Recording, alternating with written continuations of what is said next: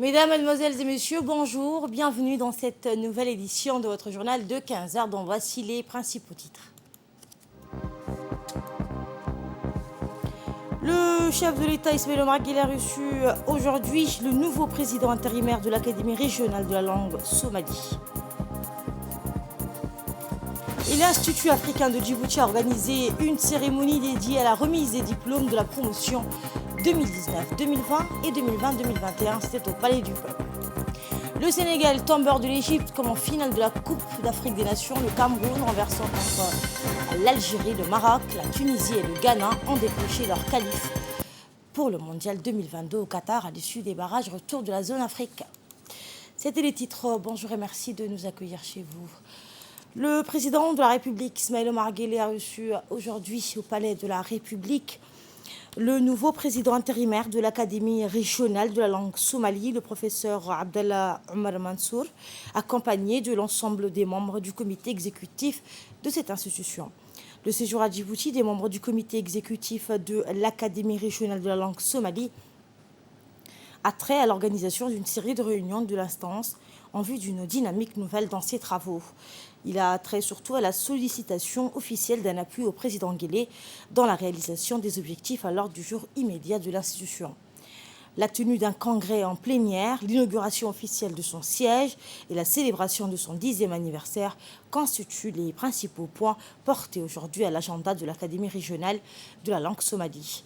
Il a lieu de préciser que l'Académie régionale de la langue somalie relève d'une initiative du président djiboutien Ismaël Omar Guelleh, à l'origine également du financement du local flambant neuf abritant l'institution à Mogadiscio. À l'issue de ces entretiens avec le chef de l'État, le professeur Abdallah Omar Mansour a fait une déclaration à la presse. Il a indiqué, je cite, « Si notre comité exécutif revient systématiquement à Djibouti à chacune des étapes cruciales de son histoire, c'est eu égard de la sensibilité particulière et au degré élevé d'écoute et de disponibilité qu'il trouve toujours auprès du président Ismaël Omar Guelleh ». C'est ce qu'a déclaré donc M. Mansour, qui a succédé à feu Dr Mohamed Dahir Afrah, décédé en octobre dernier à la tête de l'Académie régionale de la langue somalie. Le conseiller du président de la République chargé de la culture, l'ambassadeur Aden Hassan Aden, a pris part à cette audience entre le chef de l'État et les membres du comité exécutif de l'Académie régionale de la langue somalie. Sous le patronage du ministre de l'Enseignement supérieur et de la Recherche, Dr Nabil Mohamed Ahmed, l'Institut africain de Djibouti a organisé une cérémonie dédiée à la remise des diplômes de la promotion 2019, 2020 et 2020-2021. C'était au Palais du Peuple. Les meilleurs de cette promotion, intitulée Hassan Gouled, ont reçu leur précieux parchemin des mains des membres du gouvernement présents à cette cérémonie. Fondée en 2016, la mission principale de l'IAD est de former des futurs entrepreneurs capables de créer à leur tour des entreprises à haute valeur ajoutée dans le domaine des TIC, la technologie de l'information et de la communication, des PME, des PMI. Ces futures créations d'entreprises seront la meilleure réponse des jeunes dans la région et dans tout le continent. À cette occasion, le président de l'Institut africain de Djibouti, Ismaël Awad Saïd, a félicité les diplômés et leur a souhaité plein succès pour leur avenir. L'événement a réuni sur place, outre le ministre de l'Enseignement supérieur et de la Recherche, les enseignants de l'Institut africain de Djibouti et les heureux lauréats. Un parterre d'étudiants, de nombreux parents ont également assisté à cette cérémonie. Le ministre de l'Enseignement supérieur et les hauts responsables présents à cette cérémonie ont remis les diplômes lauréats de la promotion 2019, 2020 et 2020-2021 de l'Institut africain de Djibouti.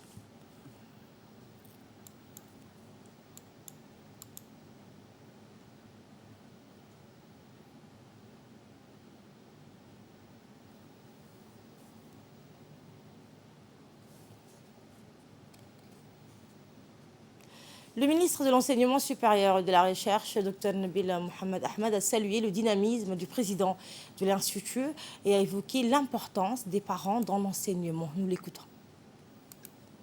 Et à ce titre, je salue qu'il ait cette notion de décentraliser, pas uniquement dans la ville de Djibouti, mais également de donner l'opportunité aux étudiants des régions, et ils en ont donné la preuve, de créer une institution, l'équivalent de l'IAD, donc, dans la région d'Ali Sabieh. Et c'est vraiment à leur mérite et je vous félicite. Un pays ne peut pas se développer sans l'éducation ni la santé de ses citoyens. C'est pour ça que le président, son Excellence Ismaël Omar Guelleh, a toujours mis ces domaines en priorité. L'exemple a été donné tout à l'heure par le directeur de l'IAD par justement la mise à disposition d'un terrain pour la construction de du premier institut africain donc, à Djibouti, un terrain qui est très très bien situé et c'est pour vous dire tout son engagement pour encourager l'enseignement supérieur privé. On va vous juger par vos compétences. Et c'est ce travail que nous voulons mener avec tous ces instituts, ces universités privées, pour travailler sur la qualité, pour travailler en termes de compétences, que nos objectifs soient la compétence de l'étudiant. C'est-à-dire quand il sort de l'université, quelle que soit l'université publique ou privée, quand il présente son diplôme, il sait faire quelque chose. Ça, c'est un premier élément. L'autre chose, le savoir-faire, c'est un élément. Mais le savoir-être, comment vous vous comportez? Beaucoup de gens me disent, quand on reçoit vos étudiants, quand on reçoit un étudiant, il a peut-être le diplôme, mais il n'a pas le savoir-être. Comment se présenter, comment parler de son diplôme, comment écrire une demande d'emploi. Et je pense que si aujourd'hui on parle de termes de compétences, nous avons des formations encadrées, mais nous avons également des formations professionnalisantes. Mais le fait que dans les institutions supérieures privées, vous êtes en petit nombre, cet encadrement a son grande importance. Parce que vous n'êtes pas dans des amphithéâtres où il y a 150, 200, 300 étudiants, vous êtes dans des salles de classe où vous êtes encadrés. À la une également, la ministre de la Ville, de l'Urbanisme et de l'Habitat, Mme Amina Abdi Aden, accompagnée d'une forte délégation, a effectué une visite de 3 jours au Koweït. Durant son déplacement, la ministre de la Ville a rencontré successivement son homologue koweïtien, le ministre des Affaires sociales et du Développement communautaire et ministre délégué chargé du logement et de l'urbanisme, le président directeur général du Fonds arabe pour le développement économique et social et le directeur général adjoint du Fonds koweïtien pour le développement économique arabe. Lors des différentes réunions de travail avec les responsables koweïtiens, la ministre et sa délégation ont évoqué les relations de coopération avec ces institutions. Ainsi, ils ont passé en revue les projets en cours et ceux en perspective. Les responsables koweïtiens du Front koweïtien et du FADES ont réaffirmé à la ministre leur disponibilité et leur engagement d'œuvrer davantage pour le secteur de l'habitat, notamment la production de parcelles et de logements sociaux. Dans le cadre de la promotion du tourisme en République de Djibouti, le ministre du Commerce et du Tourisme, poursuivant sa tournée dans les régions de l'intérieur, s'est rendu à Tadjoura où il a eu une réunion de concertation avec les responsables civils et coutumiers de la ville blanche. Le ministre du Commerce et du Tourisme s'est entretenu avec les élus et les coutumiers, commerçants et associations artisanaux. Eh bien, les discussions ont essentiellement porté sur la promotion du tourisme dans les régions de l'intérieur et l'inflation des denrées alimentaires des premières nécessités.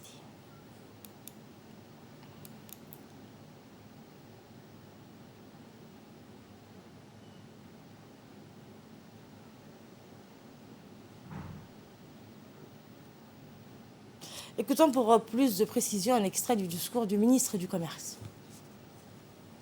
Djiboutien, conscient de l'importance du secteur du tourisme et de l'artisanat, a mis en place un programme et ce programme découle des actions et des plans d'action. Ces plans d'action que nous avons mis en place, on a voulu partager avec les autorités locales de chaque région. Nous avons proposé notre plan d'action.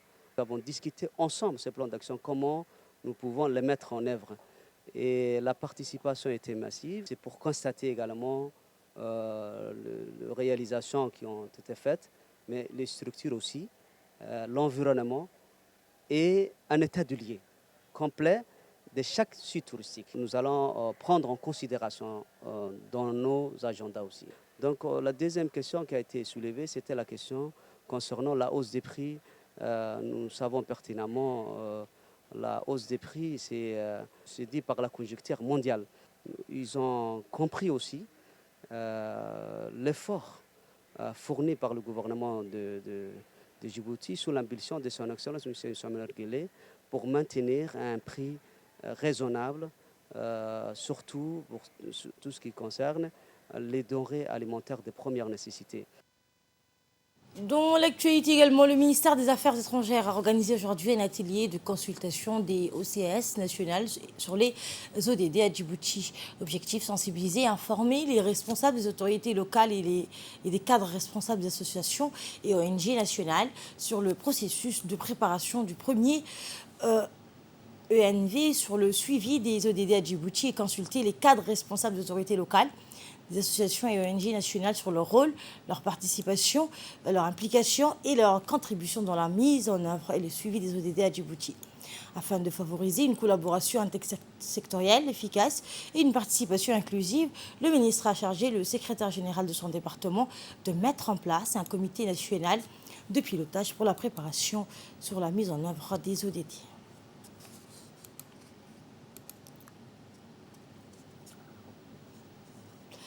Le chef d'état-major général des armées et général de corps d'armée, le général Zakaria Cheikh Ibrahim, a présidé aujourd'hui la cérémonie de clôture de fin de stage en artillerie et transmission. Ces formations matérialisées par cette cérémonie ont été initiées par le haut commandement et s'inscrivent dans le cadre du cycle de formation 2021-2022 et ont dispensé sur une période de 4 mois. En effet, les stagiaires ont bénéficié de ces formations au certificat technique élémentaire de l'artillerie et au certificat technique du premier degré de la transmission. Ainsi, 39 stagiaires pour la spécialité de la transmission et 28 pour la spécialité de l'artillerie en bénéficié. Les formations étaient composées d'une section d'honneur du régiment artillerie des stagiaires en artillerie, donc RICO, observation et EPT, et CT1 en radiotélégraphie et enfin le CTE en maintenance radio et télécom.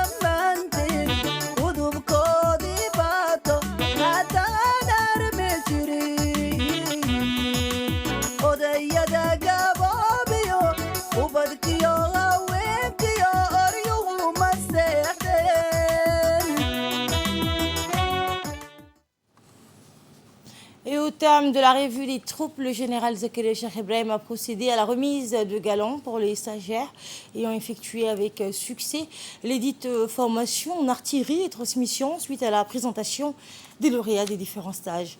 Cette remise de galons témoigne le sérieux et l'abnégation de ces lauréats dans l'exercice de leurs fonctions par le fait que leur taux de réussite, qui s'élevait de 100% pour la transmission et de 99% pour l'artillerie. Fier de leur rendement, le général Zakaria Cheikh Ibrahim a voulu leur témoigner de sa satisfaction à travers cette cérémonie. Il a ensuite tenu à exprimer ses vives félicitations à l'endroit des bénéficiaires et a indiqué également que cette cérémonie de remise de fin de formation est le fruit de leur dur labeur et des efforts consentis au quotidien afin qu'ils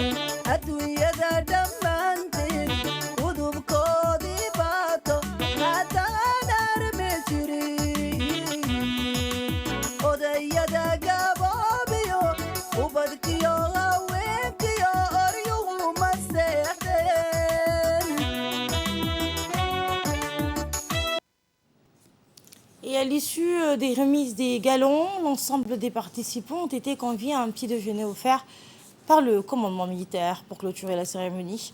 L'ensemble des participants, après la photo de famille, ont pu écouter des chansons du groupe Harbi, soulignant que c'est à travers la cohésion, l'unité, l'amour de la patrie et le sacrifice qu'on pourra atteindre un développement durable.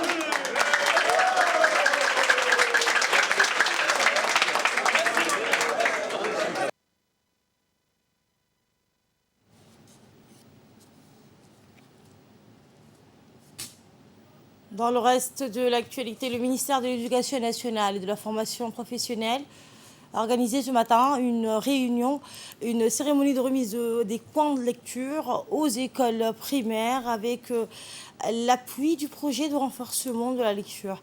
Cette remise de coins de lecture s'inscrit dans le cadre du projet de renforcement de la lecture dans l'enseignement de base mis en œuvre par le ministère de l'Éducation nationale en partenariat avec l'USAID et l'organisation internationale FHI 360 vise à améliorer les performances des élèves en lecture dans l'enseignement de base de la première à la 5e année dans le pays. Le projet vise à atteindre cet objectif à travers 3 résultats intermédiaires: amélioration de la qualité de l'enseignement, apprentissage en lecture, augmentation de la participation des communautés dans la lecture dans l'enseignement de base et renforcer les politiques de l'enseignement apprentissage de la lecture. Le secrétaire général du ministère de l'Éducation nationale, Mohamed Abdellah Mahyoub, a exprimé ses remerciements et satisfaction aux directrices de l'école.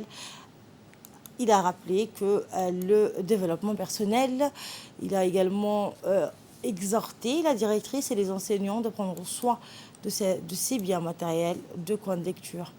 Et enfin, la cérémonie s'est clôturée par la visite officielle de coins de lecture et la traditionnelle photo de famille. Qui existait d'une façon ou d'une autre, mais aujourd'hui, avec ce nouveau meuble, avec cette nouvelle dotation de manuels, de livres, pourrait permettre aux enfants de s'exprimer, de s'instruire encore beaucoup plus, avoir le goût de la lecture. Chaque élève qui finit avec ses activités avant les autres pourrait directement aller prendre un livre, choisir le livre qu'il voudra pour pouvoir par la suite le lire et faire même des exposés par la suite, exposer à ses camarades. Donc je félicite aussi tous les directeurs qui ont eu cette dotation. Au passage, je dis, il faut faire bon escient de ce matériel précieux. Dans son intervention, l'ambassadeur des États-Unis d'Amérique à Djibouti a mis l'accent d'importants matériels de coins de lecture dans les écoles pour améliorer la qualité de l'enseignement apprentissage en lecture. Voici un extrait de son discours, suivi du discours du secrétaire général du ministère de l'Éducation nationale. C'est vraiment renforçant de voir le progrès qui existe sur le terrain. Et ici, c'est un grand plaisir d'inaugurer cette bibliothèque de coin et ces mobiliers que USAID va contribuer à 30 écoles pour aider les enfants avec leur lecture et avec l'implémentation du programme DEGRA. C'est quelque chose dans la vie, vraiment, si on voit un être humain, la capacité de lire, je trouve ce programme très important et j'espère que nous allons continuer fortement avec le programme DEGRA. Merci beaucoup vraiment pour cet accueil tellement chaleureux. Merci au secrétaire général pour le partenariat depuis longtemps. C'est un plaisir. Je voudrais ici vraiment saisir cette opportunité. C'est peut-être la 4e fois, Monsieur l'ambassadeur, que nous nous voyons en très peu de temps. Cela montre vraiment que, et toujours dans un établissement scolaire, cela montre que vraiment l'ambassade des États-Unis et l'USAID sont aujourd'hui un partenaire central, essentiel à l'éducation. Je voudrais donc vraiment exhorter les directrices et les directeurs d'école à faire un bon usage de ces matériels, mais aussi à impulser une dynamique de lecture dans vos établissements et à susciter auprès des enseignants cette pratique des lectures. Ces coins lecture, pour moi en tout cas, moi je les vois comme des moments pour l'enfant, des moments d'évasion. Notre ministère va aussi contribuer à doter tous les établissements scolaires en lecture. Nous avons institué depuis 2 ans la fête de la lecture donc au mois de mars et nous souhaitons à ce que cette fête vraiment soit l'apothéose des travaux qui se réalisent depuis le mois d'octobre, depuis le mois de septembre. La fête au mois de mars, c'est la clôture, mais les travaux doivent commencer au mois de septembre autour des ouvrages, autour des livres, de manière à ce que, lorsqu'on arrive au mois de mars, qu'il y ait vraiment une grande fête autour de la lecture. L'ambassade du Japon à Djibouti a organisé dans l'après-midi d'hier une cérémonie de remise d'une centaine de livres à la Bibliothèque nationale. La cérémonie a vu la participation de l'ambassadeur du Japon à Djibouti, du directeur général de la bibliothèque et l'Archive nationale, le conseil de ministres de la jeunesse. La bibliothèque et l'Archive nationale prônent une valeur d'illustration attachée à la pratique de la lecture et du dynamisme intellectuel que défend le pays. Dans des livres du Japon, donc couvrant un large éventail de plusieurs domaines tels que la politique, l'économie et la culture. Eh bien, images que vous aurez dans nos prochaines éditions. Autre cérémonie, cette fois une cérémonie de remise du certificat de fin de formation en anglais professionnel, s'est tenue à l'Institut national de l'administration publique, l'INAP. Cette cérémonie de fin de formation a été présidée par le secrétaire général du ministère du Travail et de la Protection sociale, Abdallah Ali Mohamed, le conseiller culturel de l'ambassade des États-Unis et le directeur général de l'INAP, Shelmaki Idriss Ali, ainsi que la directrice de la formation de l'INAP. Une réunion a eu lieu par les deux côtés et cette réunion, donc, cette réunion tête à tête, les deux côtés ont exprimé tour à tour leur satisfaction du déroulement de cette formation. Formation intense qui a duré plusieurs mois en collaboration avec la base. Ils ont mis également l'accent sur l'intérêt de cette formation qui vise à renforcer les compétences professionnelles. Notons que cette cérémonie s'est clôturée par la remise des certificats aux bénéficiaires, certificats de reconnaissance aux formateurs et cadeaux aux officiels de la base et la traditionnelle photo de famille. Par ailleurs, il a félicité les participants ainsi que les formateurs. Il a également mis l'accent sur l'intérêt de cette formation qui vise à renforcer les compétences professionnelles. Nous l'écoutons. Ah, il parle en anglais. Quelques 137 élèves du 4e année de l'école primaire de Bel'Ass ont visité et admiré les infrastructures se trouvant au CIM. Ces jeunes visiteurs, accompagnés de leur encadrement, ont été accueillis par le commandant du CICM pour débuter la visite avec la trisolennelle levée des couleurs en présence de plusieurs groupes constitués. Après cette levée des couleurs, le parc automobile de la gendarmerie nationale a été exposé aux visiteurs avec toutes les précisions concernant l'utilisation de chacun moyens roulants en fonction des besoins des différentes missions confiées. Et bien, aussitôt après, les jeunes visiteurs et leur encadrement ont découvert le musée de la gendarmerie à travers une visite guidée et documentée. Par ailleurs, la démonstration des chiens de l'unité cynophile de la gendarmerie a réjoui l'ensemble des invités qui ont été étonnés de constater les prouesses des chiens gendarmes. Ils ont ainsi pu poser toutes sortes de questions pour satisfaire la curiosité des élèves, mais également des adultes. Dans ce centre, les jeunes écoliers ont pu se mettre dans la peau des gendarmes d'intervention d'élite et faire quelques essais de tir virtuels. Pour clore cette journée, riche en couleurs et en émotions, les invités ont été conviés à un goûter au sein de la grande salle polyvalente du centre.